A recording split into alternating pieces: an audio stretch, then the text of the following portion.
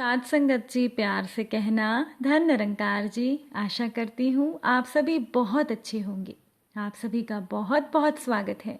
एक नई साखी के साथ फिर से हाजिर हूँ मैं।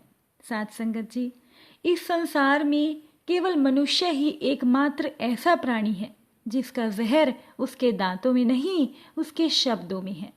इसीलिए शब्दों का प्रयोग सोच समझकर करना चाहिए। और आज की साखी इसी विषय पर आधारित है। चलिए साखी सुनते हैं। साध संगत जी, महाभारत के युद्ध के बाद 18 दिन के युद्ध ने द्रौपदी की उम्र को 80 वर्ष जैसा कर दिया था। शारीरिक रूप से भी और मानसिक रूप से भी उनका श्याम वर्ण और अधिक काला हो गया था। युद्ध से पहले द्रौपदी को प्रतिशोध की ज्वाला ने जलाया था और युद्ध के बाद उन्हें पश्चाताप की आग जला रही थी। कुरुक्षेत्र के मैदान में चारों तरफ लाशों के ढेर थे, जिनके दाह संस्कार के लिए ना लोग उपलब्ध थे और ना ही साधन। शहर में चारों तरफ विधवाओं का बाहुल्य था। पुरुष भी इक्का दुक्का ही दिखाई पड़ते थे। अनाथ बच्चे घूमते दिखाई दे रहे थे और उन सब की वो महारानी द्रौपदी हस्तिनापुर के महल में बैठी हुई शून्य को ताक रही थी कि तभी भगवान कृष्ण उनके कक्ष में प्रवेश करते हैं। साध संगत जी, द्रौपदी भगवान कृष्ण को देखते ही उनके पास में जाती है और भगवान श्री कृष्ण से पूछती है कि सखा, ये क्या हो गया? ऐसा तो मैंने सोचा ही नहीं था। तब भगवान श्री कृष्ण ने द्रौपदी से कहा कि नियति बड़ी क्रूर होती है। वो हमारे सोचने के अनुरूप नहीं चलती, हमारे कर्मों को परिणामों में बदल देती है। श्री कृष्ण ने द्रौपदी से कहा कि तुम प्रतिशोध लेना चाहती थी, तुम बदला लेना चाहती थी और तुम सफल हो गई, क्योंकि तुम्हारा प्रतिशोध पूरा हो गया। केवल दुर्योधन और दुशासन ही नहीं, अब तो सारे कौरव ही समाप्त हो गए हो। अब तो तुम्हें खुश होना चाहिए। अब द्रौपदी भगवान श्री कृष्ण की इस बात को सुनकर कहने लगी कि सखा, तुम मेरे घावों को सहलाने आए हो या उन पर नमक छिड़कने के लिए आए हो? भगवान कृष्ण ने कहा कि नहीं द्रौपदी, मैं तो तुम्हें वास्तविकता से अवगत कराने आया हूँ। हमारे कर्मों के परिणाम को हम दूर तक नहीं देख पाते हैं और जब वो हमारे सामने होते हैं तो हमारे हाथ में कुछ नहीं रहता। द्रौपदी ने भगवान श्री कृष्ण से कहा कि सखा, तो क्या इस महाभारत के युद्ध के लिए पूरी तरह से मैं ही जिम्मेदार हूँ? श्री कृष्ण ने कहा कि नहीं द्रौपदी, तुम खुद को इतना महत्वपूर्ण मत समझो, लेकिन तुम अपने कर्मों में अगर थोड़ी सी भी दूरदर्शिता रखती तो तुम कभी भी इतना कष्ट नहीं पाती। द्रौपदी ने कहा कि मैं क्या कर सकती थी कृष्ण? भगवान श्री कृष्ण ने द्रौपदी को कहा कि जब तुम्हारा स्वयंवर हुआ तो तुम कर्ण को अपमानित ना करती और उसे प्रतियोगिता में भाग लेने का अगर एक अवसर दे देती तो शायद परिणाम कुछ और होते। उसके बाद तुमने अपने महल में दुर्योधन को अपमानित किया। अगर तुम दुर्योधन को अपमानित नहीं करती तो वो तुम्हारा चीरहरण नहीं होता और तब भी शायद परिस्थितियां कुछ और होती। साध संगत जी, हमारे शब्द भी हमारे कर्म ही होते हैं।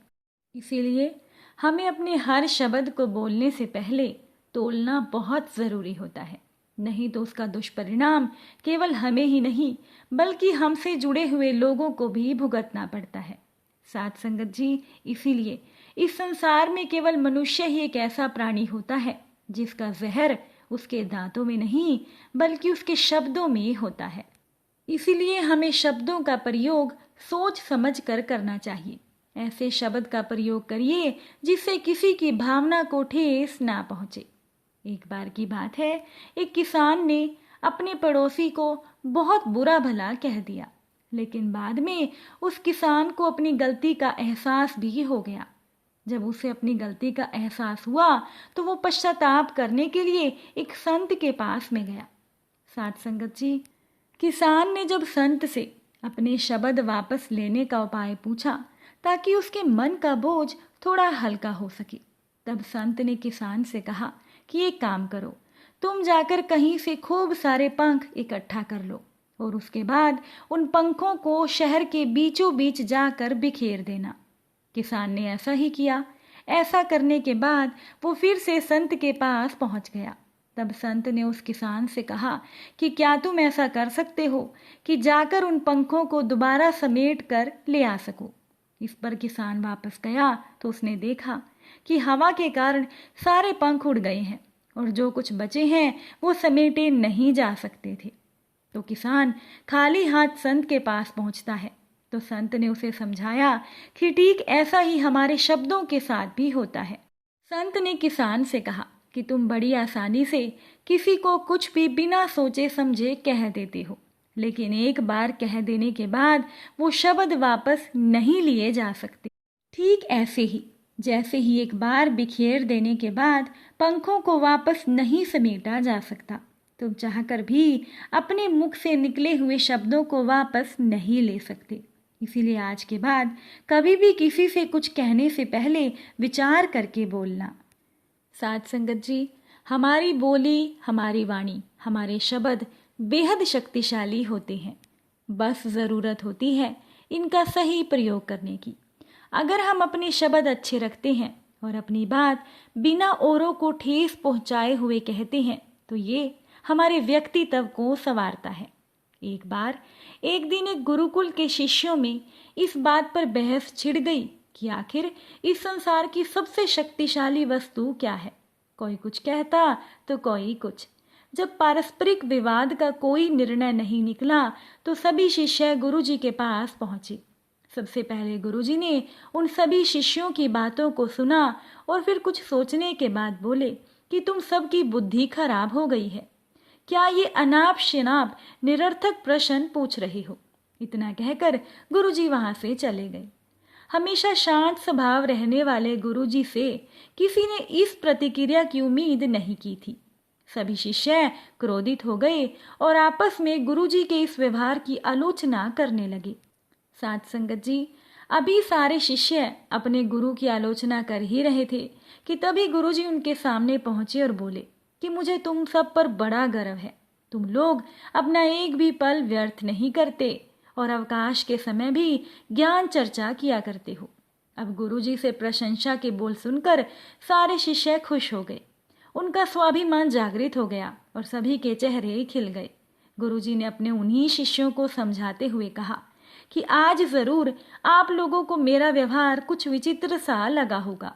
दरअसल मैंने ऐसा जानबूझकर आपके प्रश्न का उत्तर देने के लिए किया था। देखिए, जब मैंने आपके प्रश्न के बदले में आपको भला बुरा कहा तो आप सभी क्रोधित हो गए और आप सभी ने मेरी आलोचना की, लेकिन जब मैंने आपकी प्रशंसा की तो आप सभी खुश हो गए। इसीलिए इस संसार में वाणी से बढ़कर, शब्दों से बढ़कर दूसरी कोई भी शक्तिशाली वस्तु नहीं है, क्योंकि अपने शब्दों से, अपनी वाणी से ही हम मित्र को शत्रु और शत्रु को मित्र बना सकते हैं। ऐसी शक्तिशाली वस्तु का प्रयोग प्रत्येक व्यक्ति को सोच समझकर करना चाहिए। वाणी का माधुर्य लोगों को अपनी ओर आकर्षित कर लेता है। अब गुरुजी की बातें सुनकर सभी शिष्य संतुष्ट होकर लौट आए और उस दिन से मीठा बोलने का अभ्यास करने लगे। साथ संगत जी, अगर हमारी वाणी अच्छी होती है तो हम अपने आप को लोगों के बीच लोकप्रिय बना सकते हैं। वहीं पर अगर हम साधारण सी बात भी अपमानजनक या क्रोध के साथ कहते हैं तो ना हम ठीक से अपने विचारों को प्रस्थापित कर पाते हैं और ना ही दूसरों के दिल में अपने लिए कोई जगह बना पाते हैं। इसीलिए हमें हमेशा सही शब्दों का और सही लहजे का चुनाव करना चाहिए। उम्मीद करती हूँ कि साखी आपको अच्छी लगी होगी। अगर अच्छी लगी हो तो अपने विचार कमेंट में ज़रूर बताइएगा। फिर मुलाकात होगी नई साखी और नए विचारों के साथ। तब तक के लिए धन निरंकार जी।